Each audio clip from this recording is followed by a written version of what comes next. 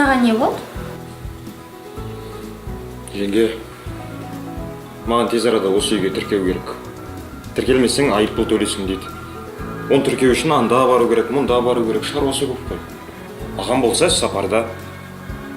Тіркелу үшін соның келісімі керек емес пе? Ту, қайным, жас болсаң да өмірден қалыпсың ғой. Қазір еш қайда шығудың қажеті жоқ. Тек қана электронды қолтаңбаң болса болды.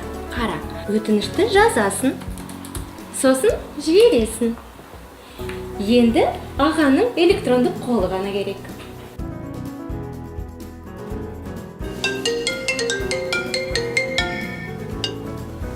Ау, қымбаттым. Отағасы, қалың қалай? Аман есен. Өздеріңде қалай? Бізде де амандық. Электрондық порталға кіріп, бауырымды үйге тіркеу үшін келісімге қол қойып жібер. Қазір ме? Иә. Жарайды.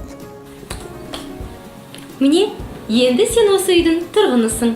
Құрметті шығыс қазақстандықтар, көрсетілетін мемлекеттік қызметтерді ешқайда бармай-ақ электронды түрде алыңыздар. Ол сіздің уақытыңызды, қаражатыңызды үнемдейді және жемқорлықты азайтады.